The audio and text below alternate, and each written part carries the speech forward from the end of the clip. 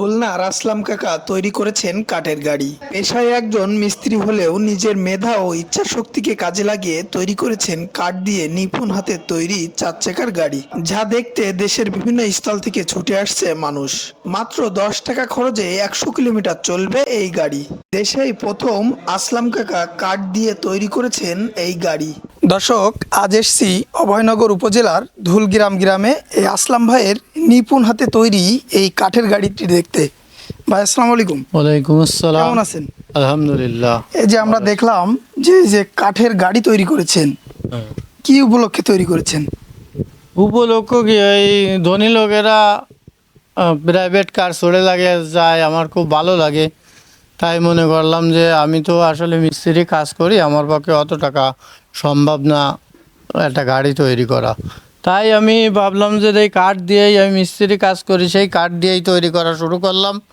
তারপরে আল্লাহর রহমতে হয়ে গেছে। কতদিনে কমপ্লিট করেছেন এই গাড়িটি?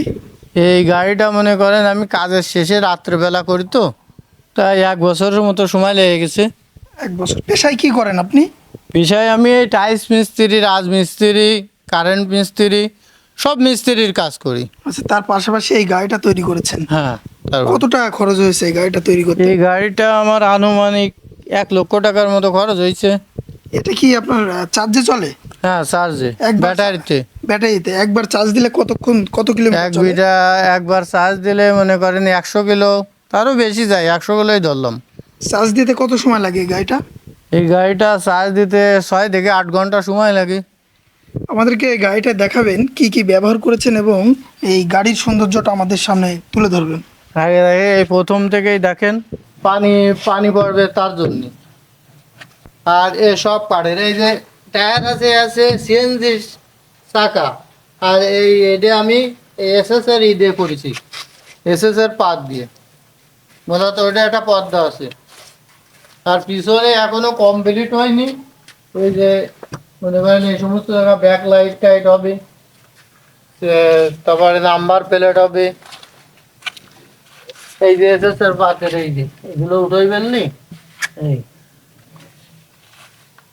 এই যে মূলত এই যে সিট বানানো কাপড় দিয়ে করা, বুঝছেন, সিট এই যে ফোম দিয়ে। আর এই তো, আর এই যে সামনে লুকিং গ্লাস যায়, এই যে লুকিং গ্লাস আছে, তাও কাঠ দিয়ে তৈরি করা। এই যে ভিতরে লাইট হবে, এই জায়গা সিগন্যাল লাইট। আর এই যে গ্লাসটা দিন। এর পরবর্তী থেকে আপনার কোনো কিছু তৈরি করার স্বপ্ন আছে কিনা? এরপরে তৈরি করার ইচ্ছা আছে, এর থেকে ভালো গাড়ি তৈরি করার ইচ্ছা আছে। হুবহু প্রাইভেট কারের মতনই হবে। গাড়িটা ছোট হওয়ার কারণে আমি পুরো গেট আপ দিতে পারিনি, বুঝছেন। আরও আমার অনেক আশা আছে। এরকম আশা মনে করেন বাংলাদেশের ভিতরে অনেক ছেলেরাও আছে যে মনে করেন আমরা এই যে বাইরের থেকে গাড়ি আনি, আমাদের গাড়ি বাইরের থেকে আনা লাগতো না। যদি সরকারি সহযোগিতা, আমাদের মতো মানুষের যদি সহযোগিতা পাতো, তা ওই আকাশে প্লেন বানায় উড়ে বাংলাদেশের ছেলেরাই দেখাতে পারতো। আচ্ছা, আপনি যে গাড়িটা তৈরি করেছেন, এটা কি বিক্রি করার কোনো আশা আছে কিনা? এইটা মূলত আমার বিক্রি করার কোনো আশা নেই, তবে আমি নতুন করে তৈরি করে তারপরে বিক্রি করার বাজারজাত করার পরিকল্পনা আছে?